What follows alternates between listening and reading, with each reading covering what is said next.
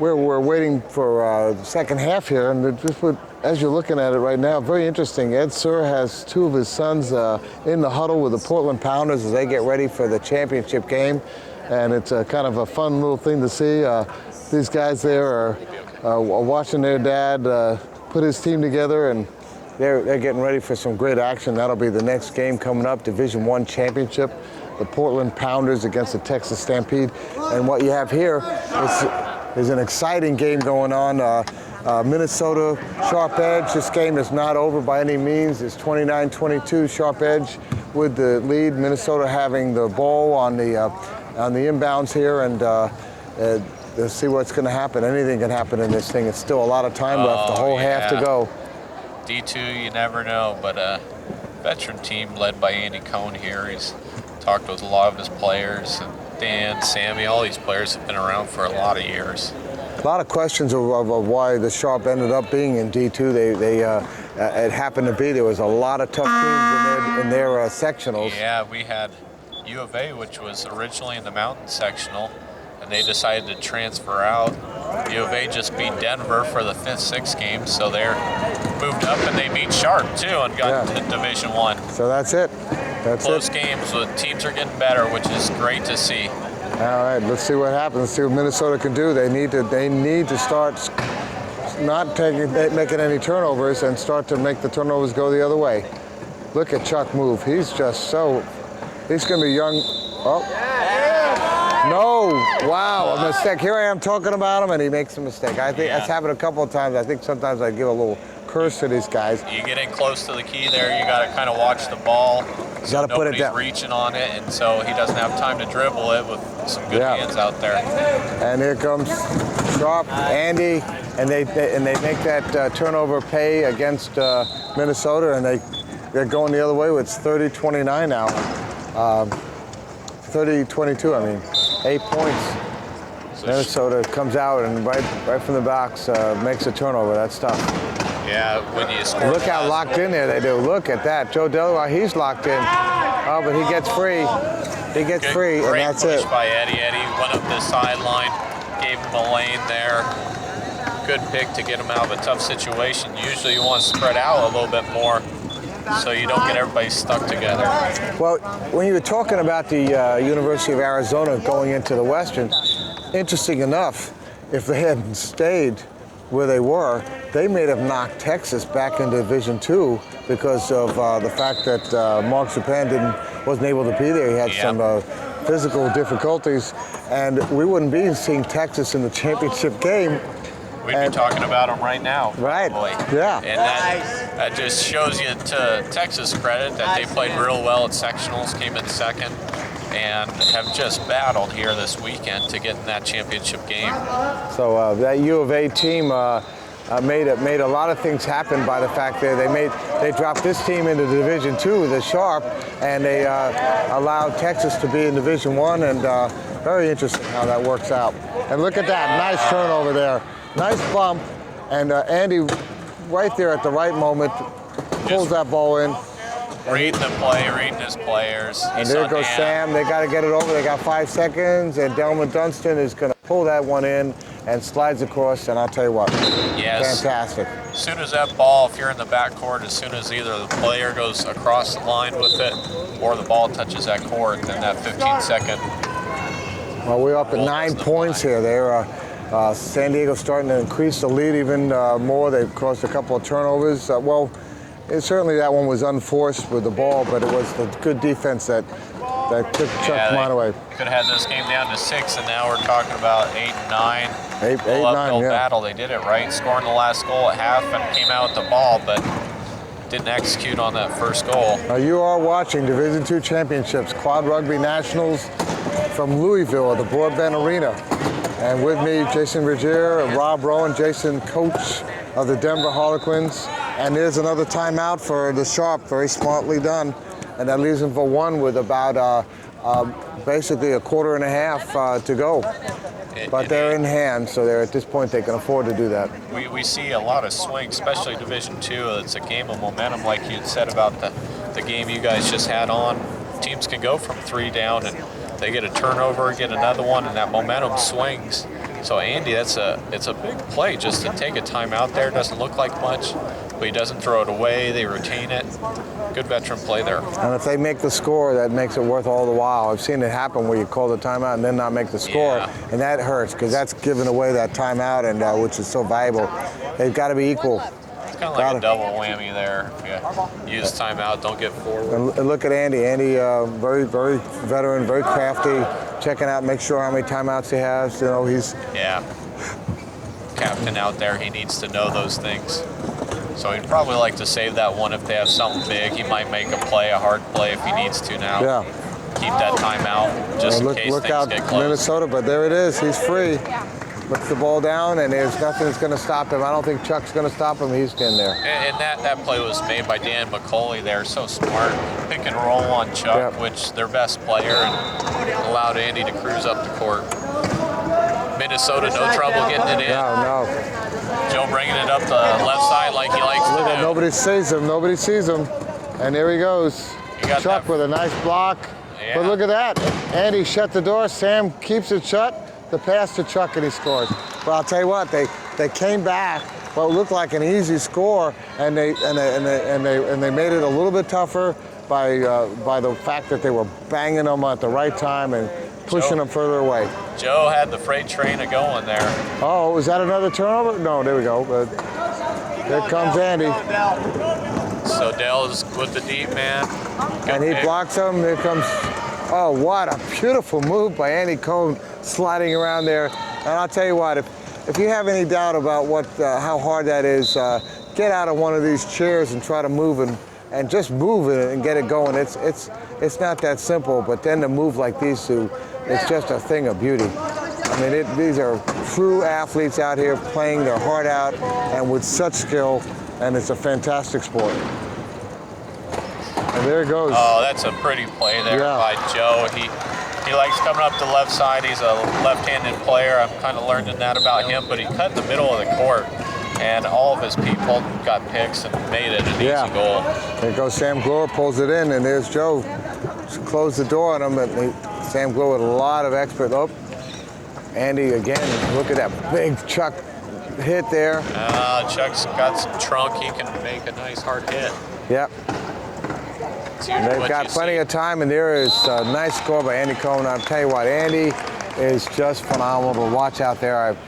I mean, I've seen him play with you, like you said, with you guys, and I just have a lot of respect. Well, we saw Andy out on he was in the movie Murder Ball, right? And Andy wasn't Andy the guy? I'm not trying to remember what happened. Was he the one who was actually thrown off of a balcony, or was that? No, that was his friend Scott Hogsett. Scott Hogsett, Arizona, but Andy, he was in a car accident when he was in high school on the roof, I believe, collapsed and hit him on the head. Oh yeah, you know, we watched the game earlier, and there was a guy I'm trying to remember who it was who's had broken 2 necks. Oh jeez. Broke his neck twice. Broke his neck twice. I have to go look that one up for us because that's a lot of people, when they see the game the first time, they think everybody's crazy, and when they find out everybody has a broken neck, it looks like we're headed for a second one. Yeah, that's. So Dan's going to trap. That's like being hit by lightning twice. 3-point player in the corner. Let's see if Minnesota can get some defense. Oh, Sam Glore, look at Andy playing offense and defense, and that's what the secret of this is. Up the court. So now they might have an advantage now because Greg is still back there in the corner. Okay, look at that. There's a turnover. Andy Cohn for a nice pick there. And there, again, Andy Cohn just calm. And there goes another score, and that brings it up 37-26 at 11 points now. Not only a turnover, but he converts the turnover. Got the big guy on the sideline again. Sammy uses that. We got there it goes. Nice, for Minnesota there, number 15. Yeah, number 15, almost up and almost over and back. It was so close. But Ryan, number 15, we have here another 2.0 player. Ryan for Minnesota comes in the game. They look to shake things up. Maybe give Eddie a little break here. That's Ryan Engelby. Is that who we're looking at? That's who you got there. 2-pointer. He was listed on 2 rosters. Did you know that? I think he was listed on this roster, and he was also listed on a Kentucky roster in the program. Yeah, we had a few interesting people on our roster too. Probably those quads right and sending that into the help here. Can't read what's going on. I kept thinking, well, this guy plays for 2 teams. He's got to be great. Yeah, 10 games. Hats off to that. Yeah. I'm trying to look up and find out who that Michigan player was who broke his neck twice. I thought that was a great story. Jaffer Oda. Oh, you know yeah. Jaffer? Is that I pronounce right? Is it Jaffer or Jaffer? Jaffer. Jaffer Oda broke his neck twice in car accidents. One time on the way to a quad rugby tournament, broke his neck hit some black ice and spun his car, went over. Here he is still playing. I mean, he's a fast player, exciting to watch.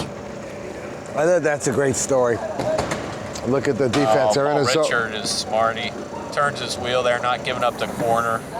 Key defense here. They're Good trying to keep defense out them. of Paul, 0.5. They're trying to force Sam it in Glore, between can he Sam close the and door? Greg. They have 14 seconds left. They have to be conscious. Chuck looking for a hole. So Andy knows that. Starts putting No, the pressure so far on. nothing. Oh, look at that. To the low pointer. To the point And he five. scores. In and out. Oh, tough call there on Dan. They didn't give it to him? No, what they called was he had one wheel over, and he went in and out, so a wheel went over, and then it went back. Dan making a tough play there. It looks like we got some new subs here. Okay.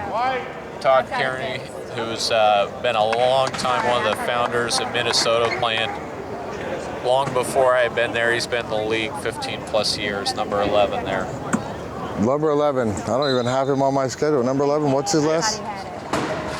Oh, there it is. Yeah, I do have him. Todd And Kearney. sharp and uncharacteristic. All right, White, take it off, White. Okay. Had a long inbound there, Yep, and went off Andy Cohn's hand. Well, you know what? There's that. Turnover. There it is. A lot of times we've seen Andy control it and just settle his team down and not do that. Coach Gumby said he was starting to write a book called Turnover, and he said it got so long that he realized that it couldn't contain in one book, so he's going to have to make an encyclopedia of it. He's been one that has really talked about that. Oh, look at that. Look at that. Almost a turnover. Whoa, that ball was out of his hands for a minute. And, he went out of bounds. He got pushed out, and there it is. Turnover. Yeah. We've got 3 turnovers in a row here, and I'll tell you what, this is Sharp with the ball. They recovered it. Good zone defense there, and oh my God, turnover again. 4 in a row. See if they can capitalize here. And Eddie's back in. And there it is, 4 turnovers. So they got Eddie, 2.0 player, been playing well this first half. Greg gets the ball into Sam Glore there. He's going to follow Greg up the court. There we go. Nice veteran play. Todd stopping him. Sharp having a little difficulty for the first time in this game. Yep, Sharp, but there it is. They answered that one with Greg, and here he is. And that's a score. You got to stop. They got Delman out for a little while, giving him a little bit of a breather here, and that gives them. It shows you how much strength they have that they can pull out someone who's one of their starters and just. And then Sam Glore with a touch. The white. Well, saying the team yelling out white ball, but that was not going to be. Yeah, sometimes if refs have a tough angle, you might encourage him with a little. Look at this. They got him. They got him lined in there. They're trying to make it tough on him. A long pass, and the time clock is. Look at that, and there's that turnover, maybe. Oh, he goes for the pick. Lets his pick. But there's a time clock. Oh, he called timeout. Yeah, that's a good call there. Wow. Smart play, and the ref right on it. As he had that the was ball so on the close. Wheel. He called the timeout. Then the ball flew out of his hand. So that was great. Good use by Minnesota. Looks like they're running 4-2s here. They've got a nice balanced line. For the first time, they're running. We have Eddie, Joe, Ryan, and Todd. So they're trying to change some things up. They're going with the balanced line like Sharp and Stark. Yeah, they took out their low pointer there, and they see maybe they figured out they need to do something different. The score is 40-29. We have 1:30 left, and in this third quarter, and we've seen Sharp really be dominating. Right now, they're up by a solid 11 points, and I'll tell you what, they don't look like they're going to give this game up. I'm telling you, I just think it's going to. They're rolling some lines, getting some subs in, and they may have a little difficulty, but that's fine. This is a great experience for Greg, and these, for him as a new 3.0 player to get this under his belt. He's grown into a good player. I've seen him come a ways here in the last couple All right, of years. let's see what they do. They're inbounding it way in the corner. They've got a couple buys trying to block them and keep it. There's the pass, and that's where they've gotten a lot of turnovers with those passes. And look at Sam backing in forward. Look at the tough thing. The time down to 7 there. Oh, great play by Eddie. Minute 12. They have 3 seconds left. There's the pass, and there's the score. Right on the buzzer. Did they give it to him? We're not sure. No goal. No goal. That tough defense. There's another turnover. So ball on the side. Greg's going to inbound it in the corner. They have 1:06 left, and I'll tell you what, that shows you that Minnesota. You're listening there to Troy McGurk, the coach of yelling quick. He wants him to score fast. Andy, can he get there? He does, and there's this quick score, and that leaves him 52. Yeah, Troy's calling for that quick goal, so Minnesota can't get the last goal. Want to talk a little bit about the coach for, you know him pretty well. Yeah, Troy McGurk has been San Diego area for years, played for Sharp Shadow. They've won 3 national championships, had beaten the early Lakeshore team. Oh, is that a spin? An unfortunate play there. Ryan was trying to back pick up a little bit too much of Sam's Sam's not happy with that. Sam not happy with that. I think it hurt a little bit. Especially in Minnesota, they have the ball, and that play wasn't necessary. They're in the front court, and you need some patience. I thought it was the other way around. I think San Diego got the ball on that. Yeah, they did. Minnesota had it, and it was a turnover because he tried blocking him and spun Sam down. So that was here's a chance for Sharp to score again, and another turnover. Yep, they can score the last goal, basically. It's a 1 second differential between the game and shot clock. Let's see what. Look at that, Joe coming in to reach it in. That was a good reach. He had ball for a second. It's hard to see through players. They do the best they can. We had the view from here they didn't have. Yeah. They could only see the hand coming over. They couldn't tell if there was any contact on the arm or if there was even any contact on the ball. So look at Andy. Look at him working. And the pass to Greg, and he scores and leaves him 3 seconds left. You can't ask for any better ball management than that. 42-29, and I don't think we're going to see a Minnesota score. They wouldn't risk it. Yeah, and that's the end of the third quarter. 40-29. We have a pretty big 13-point lead here, and we'll be right back for the fourth quarter. Rob Rowan and Jason Ruggier. Ex-Able.